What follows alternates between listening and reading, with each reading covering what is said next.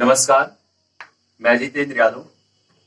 आप सभी का हमारे YouTube चैनल एजे शिखर में हार्दिक स्वागत है। इसके पहले की क्लास में हम लोगों ने यूनिट एंड मेजरमेंट के टोटल थ्योरी कंप्लीट किए थे और आज की क्लास में हम लोग यूनिट एंड मेजरमेंट के कुछ न्यूमेरिकल सॉल्व करेंगे। देखिए, इसके पहले की क्लास में जो हमने ये कोटिमान और सार्थक अंक के रूल बताए थे, यदि वो रूल आपको पता होंगे तो उस पर आधारित जो भी क्वेश्चन है उसे आप बहुत आसानी से सॉल्व कर सकेंगे। इसलिए मैं इस क्लास में आपको सार्थक अंक और कोटिमान के क्वेश्चन नहीं करवा रहा हूं। तो आज की क्लास में जो हम न्यूमेरिकल करवाने वाले हैं वह है परसेंटेज एरर, प्रतिशत त्रुटि के 5-6 क्वेश्चन मैं लगातार बताऊंगा। तो उम्मीद करता हूं कि यदि वो क्वेश्चन आपको समझ में आ जाते हैं तो उस पर आप जो भी क्वेश्चन होंगे उसे आप आसानी से सॉल्व कर सकेंगे। चलिए क्वेश्चन सॉल्व करते हैं। पहला क्वेश्चन देखिएगा, कहा जा रहा है कि एक वृत्त की त्रिज्या में 1.5 प्रतिशत की त्रुटि होती है। 1.5 प्रतिशत की त्रुटि होती है। तो आप कह रहा है कि तो उसका क्षेत्रफल ज्ञात करने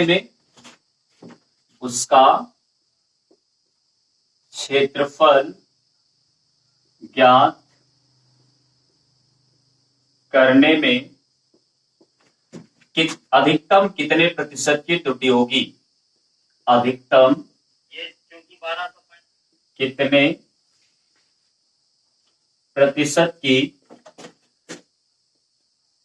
त्रुटि होगी। ध्यान दीजिएगा, वृत्त की त्रिज्या में 1.5 प्रतिशत की त्रुटि हो रही है तो वृत्त की त्रिज्या को आर से लिखते हैं। प्रतिशत त्रुटि लिखने का एक तरीका होता है, लिखेंगे delta R upon R into 100 बराबर 1.5%। देखिए, प्रतिशत त्रुटि लिखने का तरीका क्या होता है, जैसे x है तो उसे हम लिखेंगे डेल्टा x इंटू 100। अगर y है तो y में प्रतिशत त्रुटि को लिखेंगे delta y upon y into 100। अगर r है तो उसकी प्रतिशत त्रुटि लिखेंगे delta r upon r into 100। तो ये प्रतिशत त्रुटि लिखने का तरीका होता है। अब उसके बाद में क्षेत्रफल में प्रतिशत त्रुटि निकालना है, तो जिसमें भी प्रतिशत त्रुटि निकालना होता है पहले हम उसके सूत्र को लिखते हैं, तब उसके बाद प्रतिशत त्रुटि निकालते हैं। यहां पर लिखेंगे वृत्त का क्षेत्रफल बराबर वृत्त का क्षेत्रफल, ए से डिनोट करते, ए बराबर हो जाएगा पाई आर स्क्वायर। अब क्षेत्रफल में अधिकतम त्रुटि निकालेंगे। क्षेत्रफल में अधिकतम प्रतिशत त्रुटि delta A upon A into 100 बराबर पाई कांस्टेंट वैल्यू है, क्योंकि कांस्टेंट वैल्यूज के मान फिक्स होते हैं, अतः उनमें कोई प्रतिशत त्रुटि या किसी भी प्रकार की त्रुटि होने की कोई चांस नहीं। इसलिए प्रतिशत त्रुटि की कैलकुलेशन करते समय हम उनको इग्नोर करके चलते हैं। तो बचा क्या है, आर स्क्वायर। तो जो स्क्वायर है पावर 2 वो आगे आएगी और आर को प्रतिशत त्रुटि के लैंग्वेज में लिखेंगे delta R upon R into 100। अब ध्यान दीजिएगा, ये delta A upon A into 100 बराबर हो जाएगा 2 इंटू इसकी वैल्यू दिया 1.5, तो delta A upon A into 100 equal to आएगा 3%। तो वृत्त के क्षेत्रफल में अधिकतम प्रतिशत त्रुटि जो आएगी वो आएगी 3%। कब, जब वृत्त की त्रिज्या में 1.5% की त्रुटि हो रही होती है। तो एक छोटा सा क्वेश्चन था प्रतिशत त्रुटि पर आधारित। अब इसके बाद में कुछ अच्छे लेवल की क्वेश्चन करवाता हूं।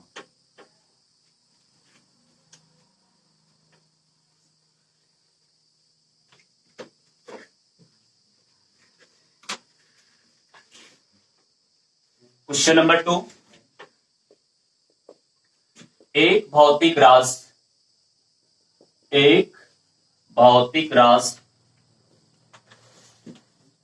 3 राशियों ए सी से इस प्रकार संबंधित है कि इस प्रकार संबंधित है कि P इक्वल टू दिया है A cube B square upon C. P equal to दिया है A cube B square upon सी।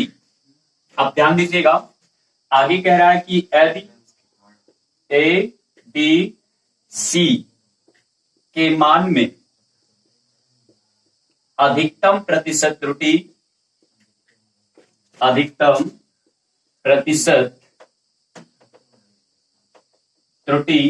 1%, 2% और 3% है, तो P के मान में अधिकतम प्रतिशत त्रुटि ज्ञात कीजिए। अधिकतम प्रतिशत त्रुटि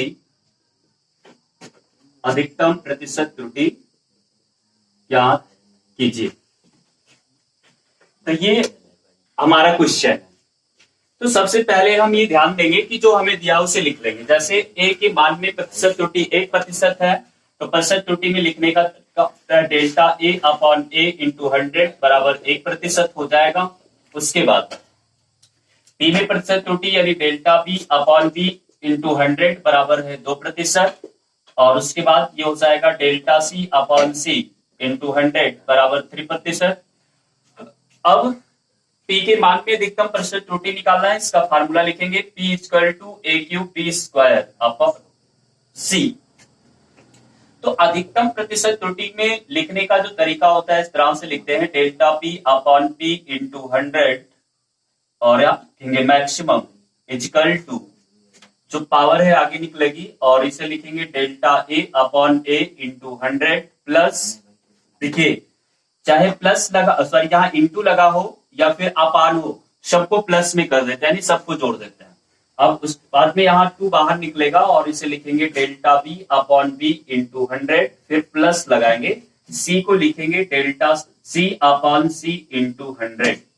तो ये बराबर कितना हो जाएगा 3 into delta A upon A into 100, मतलब ए के मान में जो परसेंटेज एरर है वो 1% है, फिर प्लस 2 इंटू बी के मान में 2% है और उसके बाद में सी के मान में 3% है। तो अब अगर इसे सॉल्व करेंगे 3 एकम 3 और 2 दूनी 4, 4 3 7 और 7 3 10, तो 10% की अधिकतम त्रुटि आएगी पी के मान में। तो ये इस सवाल का आंसर हो जाएगा।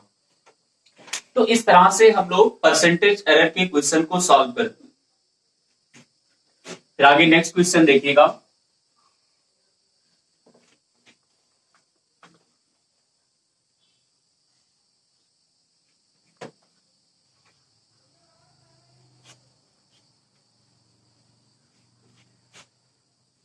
नेक्स्ट क्वेश्चन है कि एक भौतिक राशि एस है, वो 4 राशियों ए बी सी व डी से इस प्रकार संबंधित है कि ए स्क्वायर बी क्यूब अपॉन सी रूट डी दिया है। एस बराबर एक भौतिक राशि एस, एक भौतिक राशि एस 4 राशियों ए बी सी व डी से इस प्रकार संबंधित है कि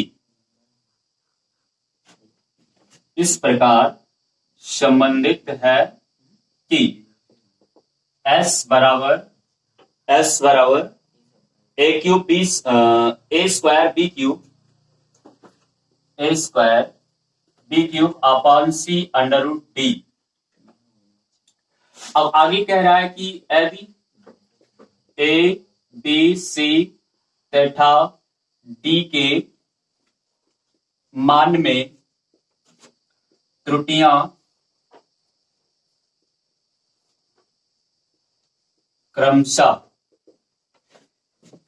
क्रमशः 4%, 2%, 3% और 1% है।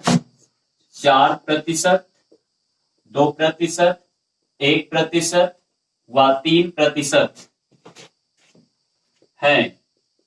तो S के मान में अधिकतम प्रतिशत त्रुटि बताइए। अधिकतम प्रतिशत त्रुटि बताइए, ये क्वेश्चन। तो ध्यान दीजिएगा, ए के मान में प्रतिशत त्रुटि 4% है, तो लिखेंगे delta A upon A into 100 बराबर 4%। और बी के मान में प्रतिशत त्रुटि 2 है, तो delta B upon B into 100 बराबर 2%। और सी में delta C upon C into 100 बराबर 1%। डी में delta D upon D into 100 बराबर 3%। ये दिया हुआ है। आपको एस के मान में अधिकतम प्रतिशत त्रुटि निकालना है, तो लिखेंगे चूंकि एस बराबर दिया क्या है, ए स्क्वायर बी क्यूब अपॉन सी अंडर रूट डी। तो इस अधिकतम प्रतिशत त्रुटि लिखने का तरीका होता है delta S upon S into 100 या मैक्सिमम लिखे इक्वल टू बाहर आएगा और ये हो जाएगा delta A upon A into 100, फिर प्लस 3 बाहर आएगा, इसे लिखेंगे delta B upon B into 100, फिर प्लस लगाएंगे। सी वाले को लिखेंगे delta C upon C into 100 और उसके बाद डी वाले को लिखेंगे, इसकी पावर हाफ हो जाएगी जब रूट हटाएंगे, तो ये हो जाएगा पावर आगे आई और उसके बाद delta D upon D into 100। तो आगे वैल्यू रखेंगे, तो 2 गुणे ए में प्रतिशत त्रुटि 4 है, 4 का गुणा, 3 बी में 2 है तो 2 का गुणा, फिर उसके बाद में सी में 1 है तो 1 रहेगा, फिर प्लस डी में डी के मान में है 3 तो ये 3 हो जाएगा। अब ध्यान दीजिएगा, इसे हम काटेंगे तो ये आएगा 1.5, तो हो जाएगा 2 चौक 8 प्लस 3 दूनी 6 प्लस 1 और प्लस 1.5, 8 6 14, 8 6 14 हो जाएगा, 14 1 15, 15 और 1 16, तो ये आएगा 16.5%। ये सवाल का आंसर होगा। 2 चौक 8, 3 दूनी 6, 8 6 14 और 1% इसमें था तो 14 15 और उसके बाद में 3 इसमें था, घात आधी हुई तो ये हो जाएगा 16.5% आएगा। तो ये इस क्वेश्चन का आंसर हुआ। फिर इसके बाद नेक्स्ट क्वेश्चन देखिएगा, लगातार इसी टाइप के कुछ क्वेश्चन मैं करवा रहा हूं, आपको समझ में आ जाएगा।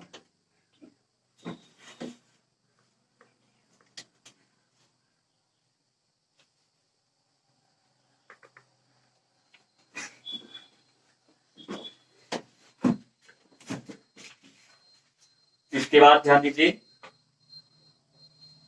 नेक्स्ट क्वेश्चन है, एक विद्यार्थी 3 भौतिक राशियों ए बी व सी को मापकर एक विद्यार्थी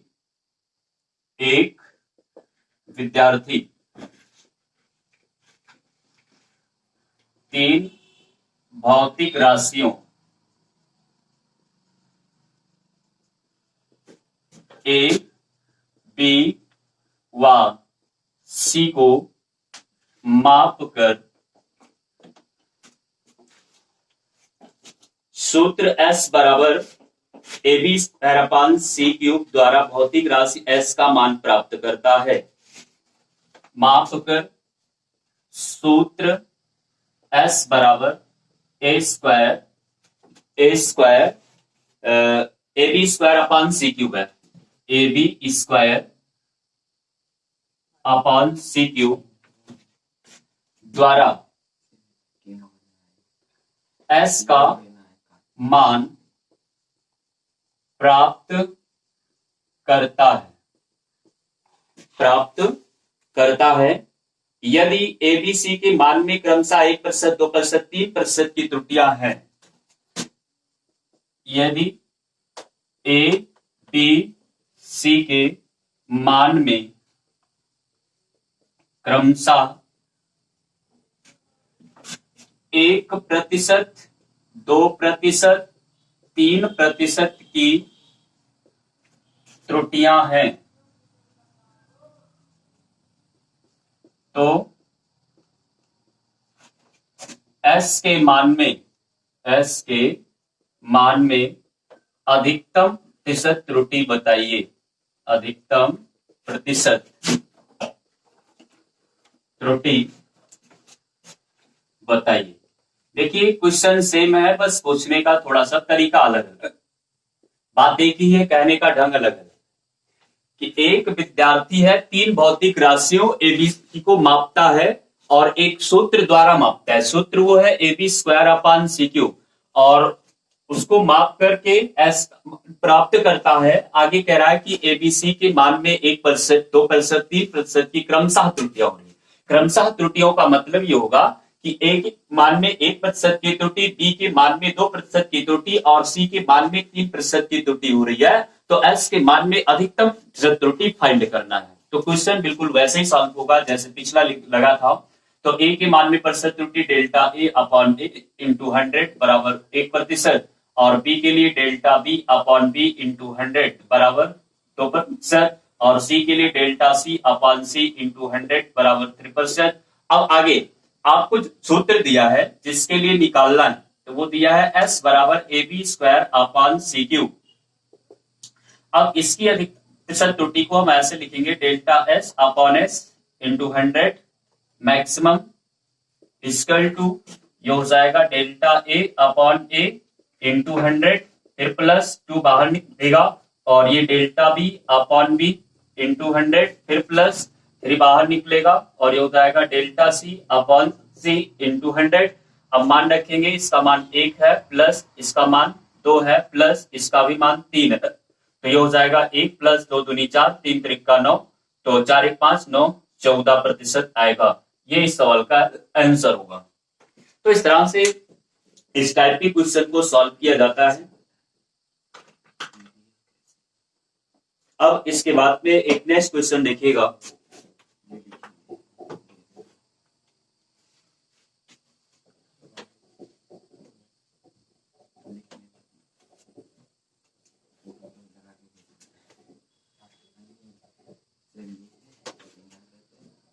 कह रहा है कि एक प्रयोग में ए बराबर दिया है 2.154। क्वेश्चन नंबर 5 है, एक प्रयोग में एक ए बराबर दिया है 2.154 ये दिया गया है और इसके बाद पी बराबर है 2.0 यानी बी बराबर है 2.0 और सी का मान दिया है 0.368 ये वैल्यू एबीसी की प्राप्त है। ये माप दिया है ना कि प्रतिशत त्रुटि दिया है। कह रहा कि मान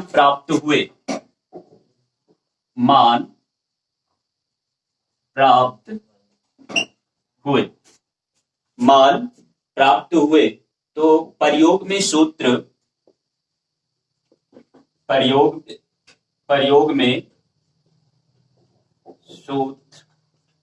Z बराबर सूत्र दिया है AQB अपॉन C स्क्वायर प्रयुक्त होता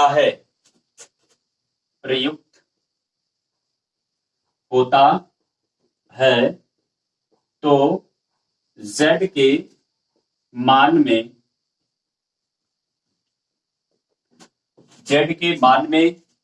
अधिकतम प्रतिशत त्रुटि बताइए। अधिकतम प्रतिशत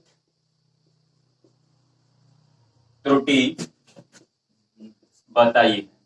देखिए और क्वेश्चंस के अलावा ये थोड़ा सा डिफरेंट है। अभी तक जो भी क्वेश्चंस मैंने करवाया उसमें भौतिक राशियों की परसेंटेज एरर दिए होते थे और उन भौतिक राशियों से जो संबंधित होता था उसमें अधिकतम परसेंटेज एरर निकालना रहता था।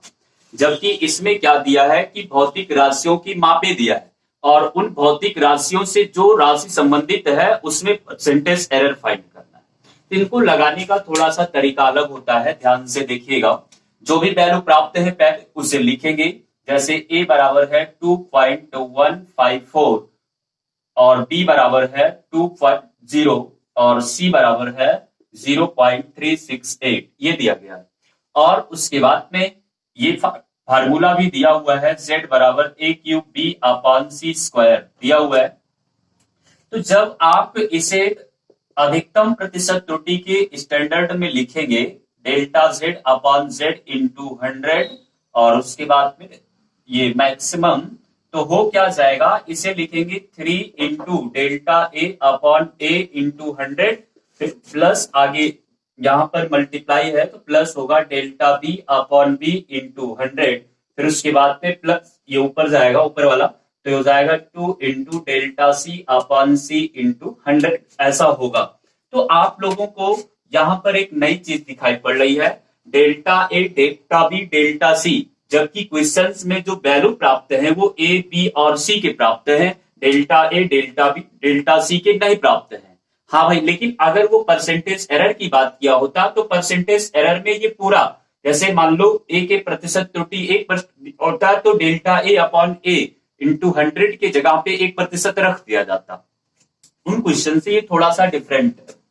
तो हम लोग क्या करेंगे, delta A delta B delta C find करेंगे। तरीका क्या होता है कि जब कोई माप दी हो तो उनका डेल्टा अर्थात अल्पतमांक निकाला जाता है। जैसे डेल्टा ए जो होगा वो ए का अल्पतमांक कहलाएगा। अल्पतमांक निकालने का तरीका होता है, ध्यान दीजिएगा, दशमलव के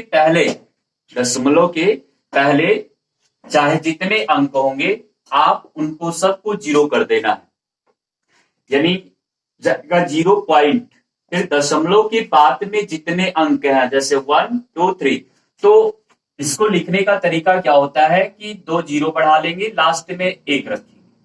ऐसा रूल होता है कि दशमलव के पहले चाहे जितने अंक होंगे सबको 0 कर देना और 0 एक ही बार जाएगा, और दशमलव के बाद जितने अंक होंगे उनमें से, मतलब जैसे 3 है तो 2 बार 0 लास्ट में, 4 है तो 3 बार 0 लास्ट में, मतलब ऐसा रूल होता है कि लास्ट में 1 रखा ही जाता है। अब इसका लिखना है तो दशमलव के बाद 1 अंक, पहले भी 1 अंक है तो लिखा जाएगा 0.1, इसका जो डेल्टा बी होगा वो हो जाएगा 0.1, और इसका जो डेल्टा सी होगा वो हो जाएगा 0.001। तो ये इनके अल्पतमांक निकल गए। अब आप आराम से क्वेश्चन को सॉल्व कर सकते हैं। कैलकुलेशन थोड़ा सा हार्ड पड़ेगा। देखो 3 इंटू इसकी वैल्यू 0.001 अपॉन ए की वैल्यू 2.154 और इंटू में 100 रहेगा, क्योंकि परसेंटेज में चेंज करना है। इसे परसेंटेज में चेंज करने के लिए 100 का मल्टीप्लाई किया जाता है, हटाने के लिए 100 का डिवाइड किया जाता है। और उसके बाद डेल्टा बी यानी ये है 0.1 अपॉन 2.0 इंटू 100, फिर प्लस ये हो जाएगा 2 इंटू डेल्टा सी की वैल्यू 0.001 अपॉन 0.368 इंटू 100। अब इसी को सॉल्व करना है। देखो दशमलव से दशमलव हटा लेते हैं। हर स्थान पे आप देख रहे हैं कि दशमलव के बाद अंकों की बराबरी है, तो कोई परिवर्तन नहीं होगा। तो इसको लिखेंगे 3 इंटू 1 अपॉन 2154 इंटू 100, फिर प्लस 1 अपॉन 2 इंटू 100 नहीं 2 का होगा 0, फिर बढ़िया 20 हो जाएगा, फिर प्लस ये हो जाएगा 2 इंटू 1 अपॉन 368 इंटू 100। अब आगे देखिए, इसे सॉल्व करिएगा। 3 से इसे हम लोग सिंप्लीफाई कर सकते हैं। 3 सते 21, 3 एकम 3, 3 अठे 24, और उसके बाद में फिर 2 से काटेंगे। 2 से काटने पर 2 तिया 6, 2 पंचे 10, 2 नौ 18, और ये 50 हो जाएगा। 2 से काटेंगे 2 दहम 10, और उसके बाद यहाँ 50, 1 0 माइनस कर देंगे, यहाँ हटा देंगे। 2 से काटेंगे 2 एकम 2, 2 अठे 16, 2 नौ 18, सॉरी 2 नौ 18 नहीं होगा, 2 चौको 8 होगा, और यह 50 हो जाएगा। फिर 2 नौ 18, और ये हो जाएगा 2 नौ 18, 2 दूनी 4, फिर उसके बाद में हो जाएगा 25,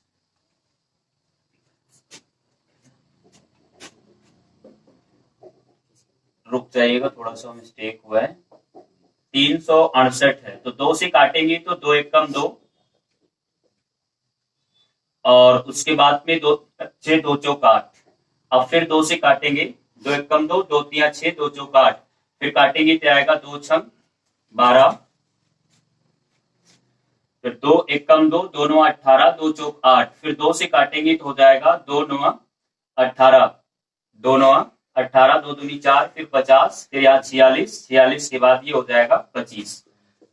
अब जो बचा उसे लिख देंगे, यानी ये है 50 और बटा 350 बटा 359 आ रहा है, प्लस यहाँ 5 आ रहा है, और फिर उसके बाद में प्लस करके आ रहा है कितना, 25 बटा 46, 25 बटा 46। अब इसे सरल करेंगे, 50 में 359 का भाग कराना है, 50 में 359 का भाग, दशमलव बढ़ाएंगे, 0 बढ़ेगा, और ये हो जाएगा 500। तो 500 में एक बार जाएगा, 359 लिखेंगे, 1 4, और यहां पर कितना बचेगा, 1 ही बचना चाहिए। फिर उसके बाद में फिर 1 0 बढ़ाएंगे तो कितनी बार जा सकता है, 3 चौक 12, तो 4 बार चेक कर लेते हैं। तो 4 बार ले जाएंगे तो 4 9 36, 4 पंचे 20, 20 3 23, और उसके बाद 4 3 12, 12 2 14, ज्यादा हो जा रहा है, 3 बार ले जाएंगे। 3 बार ले जाएंगे तो 3 9 27, और 3 पचे 15, 15 2 17, 3 त्रिका 9, 9 और 1 10, 1077 आएगा, 3 बचेगा, और यहाँ भी 3 आएगा, यहाँ भी 3 आएगा। अब उसके बाद में 1 0 फिर बढ़ाएंगे, तो अब कितनी बार जा सकता है, 9 बार चेक कर ले, 9 9 81, और 9 पचे 45, 45 और 8 हो जाएगा 53, और उसके बाद 9 त्रिक 27, 27 और 5 32, फिर से 9 9 81, और उसके बाद में 9 पचे 45, 45 और 8 53 की 3, और 9 त्रिक 27, 5 32। तो इसकी वैल्यू आ रही है नियर अबाउट 0.39, प्लस ये 5 ऐसे ही रहेगा, फिर प्लस 25 बटा 46 को सरल करना है, 25 बटा 46। तो 25 में 46 का भाग करा लेते हैं, दशमलव बढ़ाएंगे, और ये हो जाएगा 250, 25 बटा 46, ठीक है। अब कितनी बार जाएगा, देखिए 4 छंग 24, 6 बार चेक करते हैं, तो 6 छंग 36 ज्यादा रहेगा, 5 बार देखते हैं, 5 छक 30, और 5 चौक 20, 20 और 3 23, 5 छक 30, 5 चौक 20 3 23, 0 2, फिर ये हो जाएगा, कितनी बार जा सकता है, 4 चौक 16, 4 बार चेक कर लेते हैं, 4 छंग 24, और 4 चौक 16, 16 और 2 18, तो यहां पर आएगा 6 बचा 9 1, तो फिर 0 बढ़ाएंगे, तो कितनी बार जा सकता है, 4 चौक 16, 4 बार तो ज्यादा हो जाएगा, 3 बार चेक कर लेते हैं, 3 छक 18, और 3 चौक 12, 12 और 1 13, तो लगभग इतना जाएगा, 0.543। इसको सबको ऐड कर लेंगे तो हो जाएगा 5 प्लस 0.9 3 12, 4 3 7 और 1 8, 5 और 1 6, यानी 0.682 जोड़ेंगे तो ये हो जाएगा 5.682%, ये आंसर होगा। तो इस तरह से इस टाइप के क्वेश्चन को सॉल्व किया जाता है। अब इसके बाद में ध्यान दीजिएगा, इस टाइप के जो भी क्वेश्चन है उसे आप सॉल्व कर लीजिएगा। नेक्स्ट वीडियो में मैं आपको विमेय विश्लेषण चैप्टर पढ़ाऊंगा, बहुत ही इंपॉर्टेंट चैप्टर है। लगभग जो भी भौतिक राशियां होती है उनकी बीमा निकालना पड़ता है, तो बहुत सारे स्टूडेंट होते हैं उसे रटते हैं, तो रटने की आपको कोई जरूरत नहीं है, मैं उसको निकालने का तरीका बताऊंगा, उस तरीके को आप समझिएगा। लेकिन हाँ, ये ध्यान रखिएगा कि जिस भी भौतिक राशि की बीमा निकालना होता है उससे रिलेटेड जो भी फार्मूले हैं उसे रटना पड़ेगा, उसका कोई तरीका नहीं है, वो याद ही करना पड़ेगा। बस खाली मैं बीमा निकालने का तरीका बताऊंगा, जब आपको सूत्र याद हो तो कैसे निकाला जाता है।